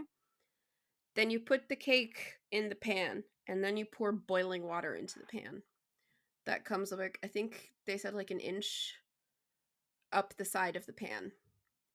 And then you put that in the oven. I think it was quite low. What did she say? 190 degrees Celsius to bake the crust, and 160 for the cake. So that's quite low, but it's low and slow because I think it took an hour. Was it an hour? No, sorry, an hour and a half to an hour and 45 minutes. For me, an hour and a half was enough. Now, my oven runs a little hotter, so that hour and a half was enough, but I also had to at some point cover it with some aluminum foil because it was getting too brown on top. So you don't want it to be completely brown on top. It needs to be like slightly golden, so I had to like cover it a little bit. So you bake it first. That happened to when we tried to do that trick, and then we couldn't figure out how do you get if you take it out of the oven and you want to put the aluminum foil on top of it, how do you do that without like hurting yourself? I use oven mitts. I was trying to use oven mitts, but it was like too unruly. I don't know, like I couldn't get it to fit because I was like, it doesn't have to fit perfectly. Like you don't need to pat it down completely. It just needs to cover. Tint. So it just needs to be over it. So even if it doesn't fit completely, like as long as you like put it down and it stays down, it doesn't have to completely seal everything. So I just plopped some of it down and bent the edges, and it stayed there. So we tried to do it, and then we tried to stick it in, and then the tinfoil was getting caught on the oven rack. So I was like, fuck it. So we just took it up. We're just like, never mind. Makes sense. Continue with your story. So I was just like, oh right, that did happen to us. So I did have to cover it a little bit, but then it got stuck on the cake, so I basically ripped part of the cake off when it took it off. But so fuck tinfoil. It still looked fine. So what it does then, it poofs up, and then you have to sort of like jiggle it. So it still has to be like jiggly, but it has to be quite firm when you touch it. So it can't be liquidy in the center. It'll still be kind of liquidy in the center, but you have to like be able to like press it down. And that's part one of like the cooking process. Then you have to take the entire pan out, and leave it to cool on the pan for like, was it a half hour, 45 minutes until it's like cooled. Then you take the entire springform pan, don't take it out, don't take the cake out, you take the springform pan, cover it with more foil, and put that in the fridge at least 8 hours, ideally overnight. Oh. And that is the second part of like the preparation process. It'll set completely. And when you take it out, it's like all like poofy and like round on top, but that's where it'll flatten out completely. And when you touch it, when it comes out of the oven, it'll be soft and springy.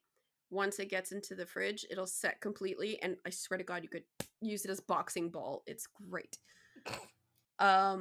You could serve this with a berry sauce. I think I read somewhere that most people put cherries on a New York cheesecake. I think that's what's on the Sims one. That's also what I saw on the Sims thing. I saw like those look like cherries, and I'm gonna not because I'm allergic, and if I spent so much time making a goddamn cake, I want to be able to eat it.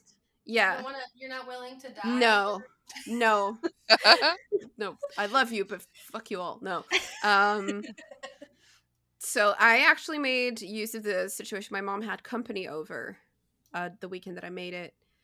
And I was like, I have to make a cheesecake, and I can't eat an entire cheesecake by myself. So I made it. Yeah, I brought it over. I wouldn't get the cheesecake because even in like restaurants where you can, anytime I have a cheesecake, I take 2 bites, go, that was good, I'm done. Like I get I can't eat too much of it. It was a lot. But they had like a couple over that they knew. Everybody ate one slice of cheesecake, and then the visitors each took a slice home. That's Oh. nice. And my mom kept another slice for her, and then I still had like a little bit over half of a cheesecake left, and I took that into work on Monday, and I took back an empty pan. Nice. Nice. So all of We the all got feedback a that I few. got, they all said it was really good. Will I make it again? Probably, but I have to really be in the mindset where I'm like, I have enough I have 24 mental hours to make this energy cake. for this, because it does require a lot of prep and a lot of cleaning up after. Even if you clean as you go as much as possible and put shit in the dishwasher, there's still going to be like, because it does take quite a lot of different ingredients. My cream cheese came in 250-gram containers, and I needed 900 grams, so take 1,000. So I needed like 4 of those containers, so that would be like, take the lid off, take the little plastic thing off, scoop out the cream cheese, put the box away. So I had like an entire mountain of plastic that I had to clear away. The empty biscuit packets, the sour cream, like there's a lot to clean up and prep and so you have to, if you're like, I will do this, I want to do this because I want the result, and if you don't want something that's ready that day, because it won't be, because you have to leave it overnight, because that's the most important step, is to leave it in the fridge. You know, love her, leave her alone. And if you're like, I don't want the gratification of the sweet treat today, I can wait until tomorrow and I have the mental energy to do this, perfect, do it. And I'm only saying this for like the neurospicy people like me who are like, I need enough mental energy to be able to do this. Yes. If you're a normal person and you can function normally, like fucking do it, you know? But I think mine took the least amount of mental energy because it's really, you probably have everything in your fridge. yeah, that's why the already. dump and stir recipes are always so Yeah. great. And like And it'll even be with the ready in an lava hour. cake, it's like that's It was that's a easy. technique thing. But once you have the heat of your oven and you have your baking time, it's also relatively easy to do. But this one, it's a lot. It does take a lot Yeah. of effort. I think we managed to pull recipes, or at least pick recipes for what we pulled that worked for our Yeah, for sure. baking levels.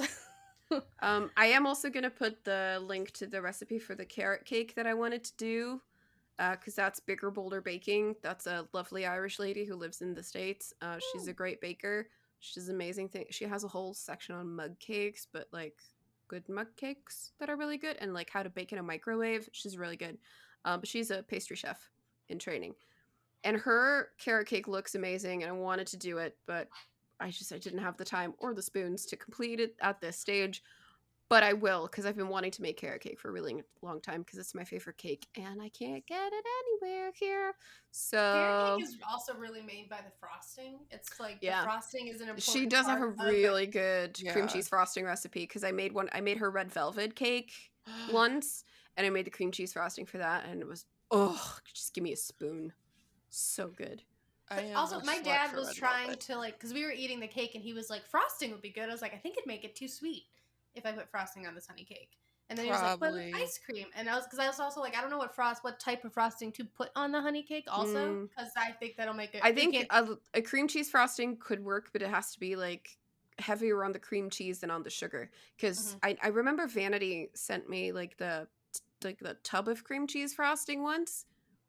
That was too sweet. I couldn't taste the cream cheese. There was no tang in there. You know, there was no little sour bite to it. It was just sugar paste. Whatever's going to come in a container is probably going to have more sugar because it'll make it last a little bit longer. Yeah, probably. It's not good. Some of it's just to elongate how long it can last in the container. Yeah, I think she sent me a whole box of stuff, and basically for all of like the sweet stuff that was in there, the conclusion was it's too sweet. I don't know if that's like a general thing in America that your sugar content is just higher. Like your palate is not our palate. We grew up on those overly sweet things, so like to us it's like this is normal, but like I think once we get older, except for my dad who's fundamentally just trying to put sugar in everything, like I can't take like a lot, like with same cheesecake is a little too much for me. I can't have a lot of it. Like it's the whole thing. Like there's just some stuff where I'm like, I took 2 bites and I'm fine. Like now, like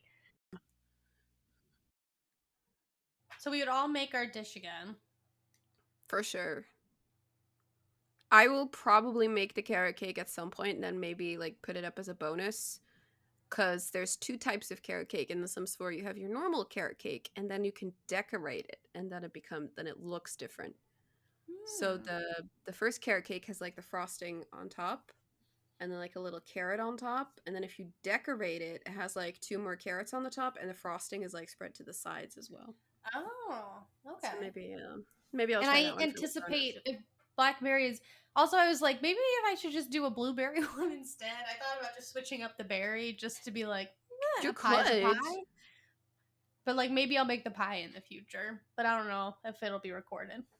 And I'd just be like, I'm gonna try it a bit. So if I failed, nobody will know. I thought it might be fun if we like shift our desserts around. Like I would make your dessert, or you would make Jen's dessert, and someone would make my cheesecake. But I don't want to do that to you, to be honest. The cheesecake sounds hard, and I also couldn't eat it. Like fun, like there's just a chunk of it that I would have 2 bites and be like, that's it. Yeah, it was. I had like a tiny little slice for me, but like other people had like a general like slice, like a sliced. That's slice so much size cheesecake. Slice. That's so much lot. cheesecake. And they still took a slice home. I'm like, I don't know how you people do that. I can't do it anymore. But cake, like baked goods like cake and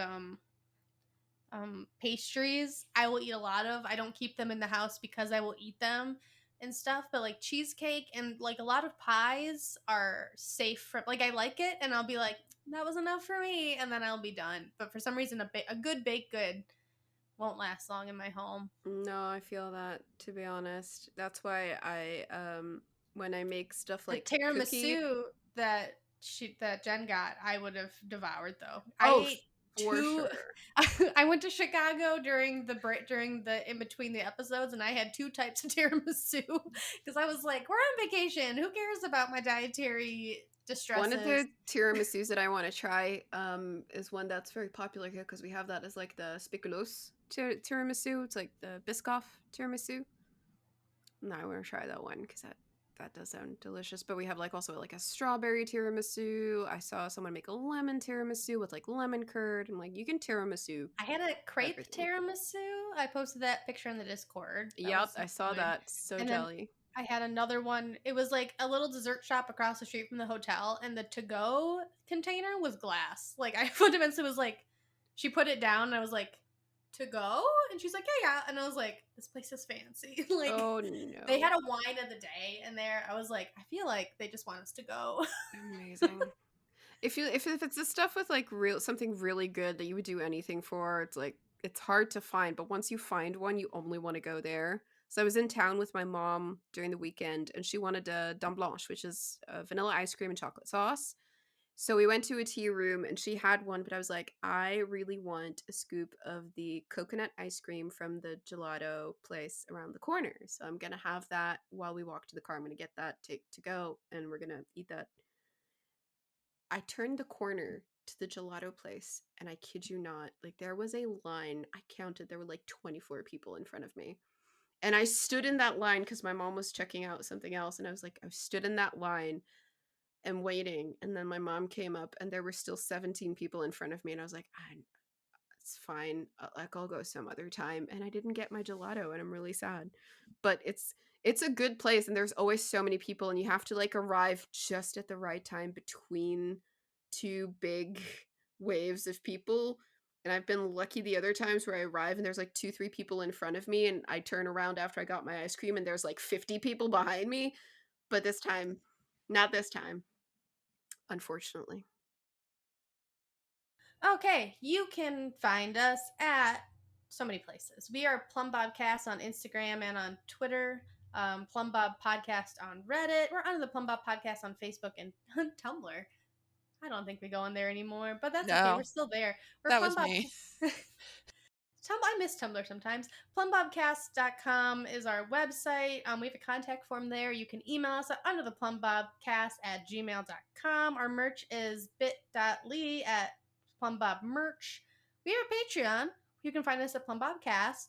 We have a $1 tier, so you have access to our private Discord to chat, and like we do like update. Whenever there's an update, we let you know. Or there's free stuff, we let you know and we talk. Our $3 tier is you get a monthly bonus episode. This time it may or may not be the cooking. I don't know. We'll see what it is. It'll be a surprise. We never know. It's really just we want to talk about this thing this month. So that's what we do.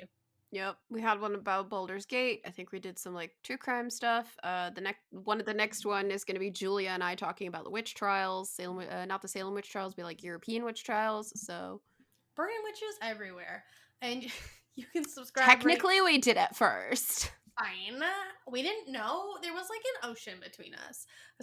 To be We fair, probably like, did it know. kind of for the first Probably time in like followed us forever, over. something came over from Europe and became popular in America instead of the other way around. Subscribe, rate, and review. Yay! Is Apple no, it's Google Play's not around anymore. Apple Podcasts, Stitcher's also not around. Tune in Spotify. You can actually leave little comments on the episodes, and we know Yes. I'm not a big podcast girly for Spotify. I like it for music. I don't think they're updating, and I have opinions about it for Spotify, but I do like that. And if you have recipes you'd like to share, you can let us know there or our Please. Instagram comments. And thanks to us for doing the work, I suppose. Yep. We made things. Yeah, and we yes. did them. Yay.